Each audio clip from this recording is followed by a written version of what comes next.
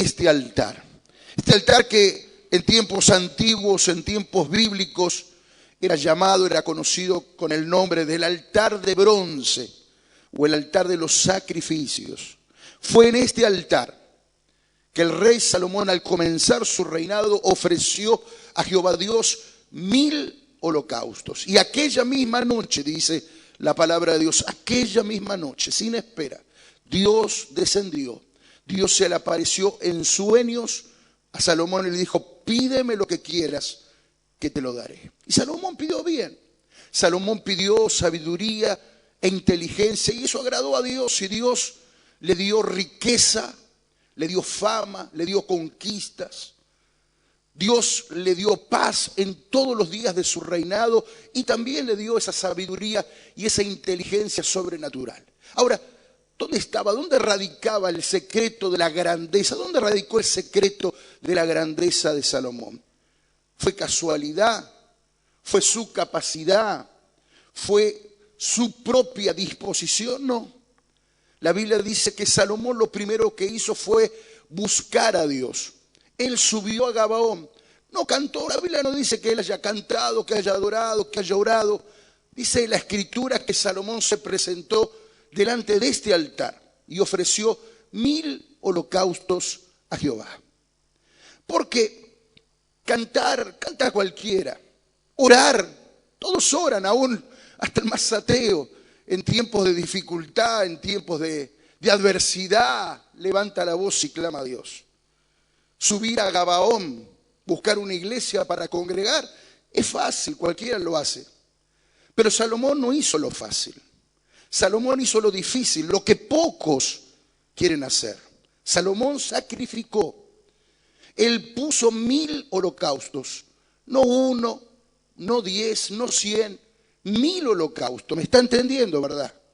Él no dio una ofrenda para quedar bien. Él no dio una ofrenda solamente para que la gente lo vea. Él no dio una ofrenda para cumplir un precepto religioso. Él puso toda su vida en este altar. Él puso todo su corazón en este altar, porque la ofrenda habla del corazón del ofrendante.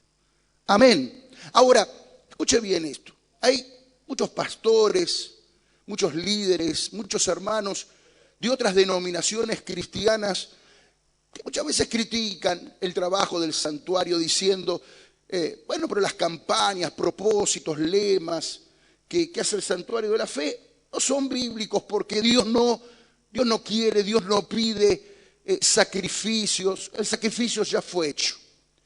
Y eso es una verdad, pero es una verdad en parte, ¿verdad? ¿Por qué? Porque es verdad, Jesús hizo el sacrificio. El sacrificio que se hacía antiguamente sobre el altar era un sacrificio de sangre.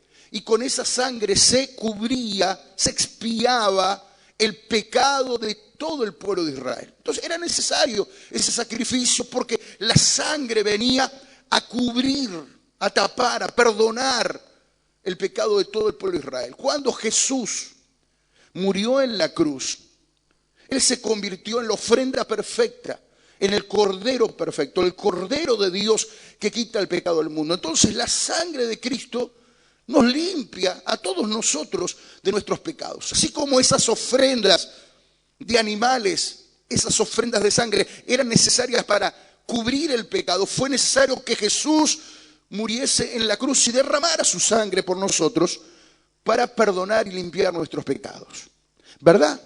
Y ninguno de nosotros podemos hacer lo que Cristo hizo. No hay ofrenda, no hay precio, no hay obra, no hay ofrenda, no hay sacrificio que nosotros podamos hacer para liberarnos del mal del pecado.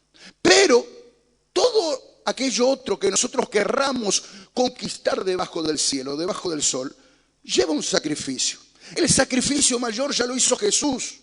La ofrenda de sangre ya la hizo Jesús, y Él limpió nuestros pecados. Él nos salvó de la condenación eterna y nos dio salvación.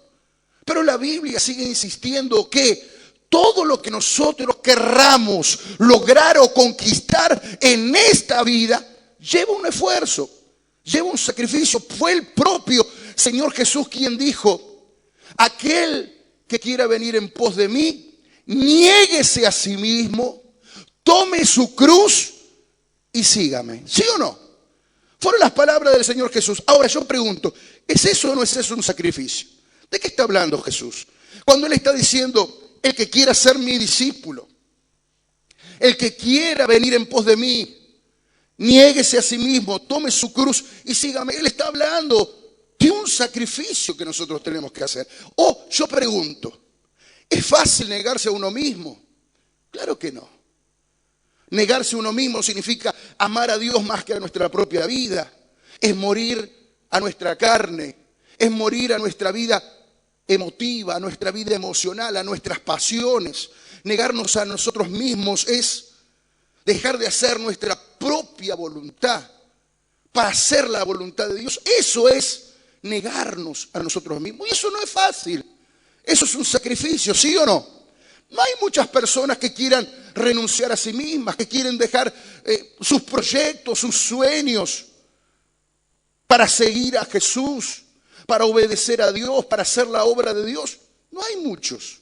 Solamente aquellos que están dispuestos a negarse a sí mismos, a sacrificarlo todo y a poner su vida como ofrenda en el altar.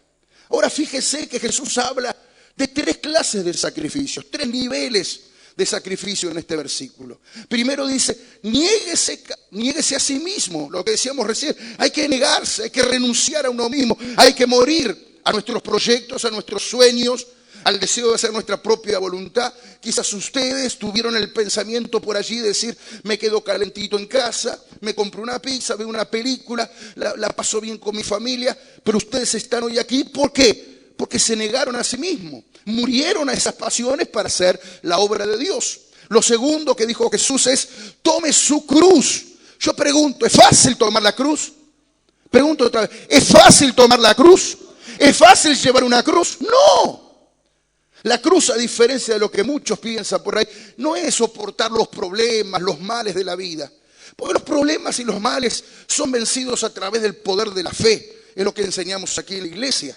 La cruz es soportar los desprecios, soportar las burlas, las incomprensiones, que la propia familia nos haga a un lado, soportar, ¿verdad?, el menosprecio, las injurias, el tener que poner toda nuestra vida en la obra del Señor. Eso es llevar la cruz. Ahora, ¿es fácil llevar la cruz?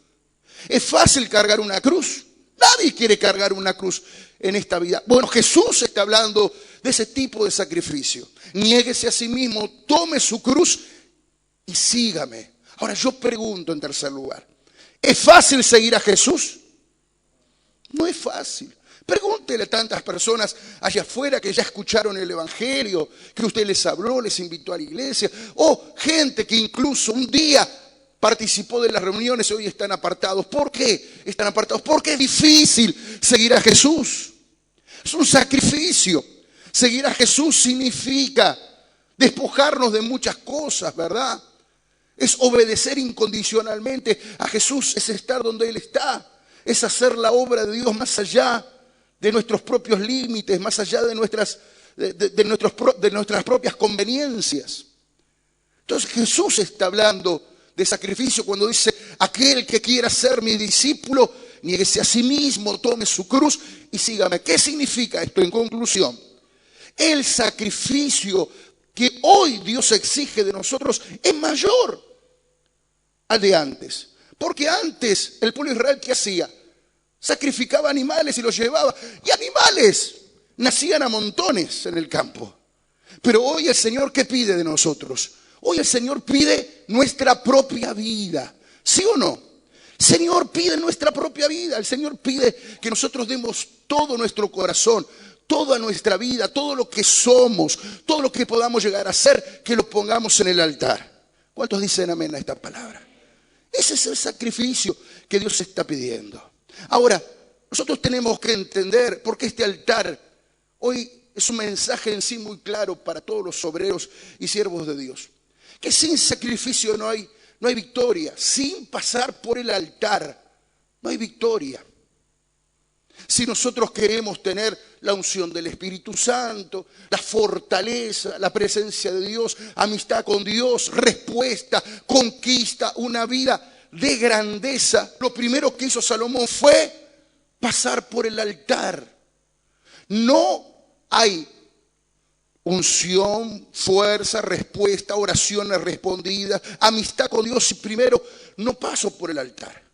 Cuando nosotros vemos la disposición de los elementos sagrados en el tabernáculo de reunión, nos damos cuenta a las claras de esto. Hay una imagen que quiero compartir con ustedes, y es la imagen del tabernáculo, de cómo era el tabernáculo de Moisés en el desierto, pero también el tabernáculo que Salomón fue a visitar allí a Gabaón. Fíjese usted que lo primero cuando uno entra al atrio o al patio exterior es encontrarse con el altar. Lo primero es encontrarse con el altar. Y allí tenía que ser puesta la ofrenda, quemada la ofrenda. No se podía entrar a los distintos estamentos del tabernáculo si primero no se pasaba por el altar. Ahora, si nosotros queremos la unción del Espíritu Santo representada en ese candelabro de oro que estaba allí a la izquierda, si nosotros queremos la fortaleza de Dios, la fuerza de su palabra representada en la mesa de los panes de la proposición que estaba dentro de esa tienda allí a la derecha, si nosotros queremos respuesta de Dios, que nuestras oraciones sean respondidas, representadas en el altar del incienso, un altar que estaba puesto delante del lugar santísimo, donde allí se quemaba el incienso que representaba de las oraciones de los santos. Y si nosotros queremos amistad con Dios, entrar en la misma presencia de Dios y tener intimidad con Dios, si queremos alcanzar todo eso, primero hay que pasar ¿por dónde? Por el altar. Nadie podía entrar al tabernáculo, nadie podía recibir el beneficio de la unción del Espíritu, la fortaleza de los panes, la respuesta de la oración, entrar al santo de los santos, tener intimidad con Dios delante del arca de la alianza, si primero no pasaba por el altar y dejaba allí su ofrenda, su sacrificio para Dios. ¿Cuántos me están entendiendo? Ahora, muchas personas por allí están preocupadas, atormentadas en su pensamiento porque dicen: pastor, yo todavía no arribo, no conquisto, no logro aquello que tanto anhelo en la vida. Pasa el tiempo y todavía no estoy conquistando mi sueño de grandeza. Y son personas que vienen a la iglesia, personas que congregan, personas que oran, personas que reciben la ayuda espiritual de los pastores. Sin embargo, su vida no tiene arribo. ¿Por qué? Porque no han pasado por el altar. Todavía no han hecho una entrega total y absoluta en el altar. Son personas buenas, personas, vuelvo a reiterar, que oran, que congregan, que de vez en cuando hasta toman una ofrenda, la ponen allí en el alfolí, reciben el consejo de los pastores, pero están obviando un dato que es central y que salta a la vista en esta imagen y en este símbolo que hoy tenemos delante de nosotros. Nada se puede conquistar si yo primero no paso por el altar. Yo puedo congregar años en la iglesia, yo puedo conocer toda la Biblia, yo puedo cantar, ser un adorador, yo puedo levantar las manos, yo puedo pasar delante aquí, llorar los días domingos, tomar Santa Cena y reclamarle a Dios promesas y beneficios y victorias y conquistas, y despotricar y enojarme, indignarme con Dios y decir: ¿qué pasa? Que mi respuesta no viene. Pero si estoy obviando el secreto mayor que nos enseña toda la Biblia, que es primero pasar por el altar, mi vida no va a tener beneficio. ¿Cuántos están comprendiendo eso? Por eso hoy esta convocatoria de nosotros los pastores con ustedes los obreros es a marcar la diferencia.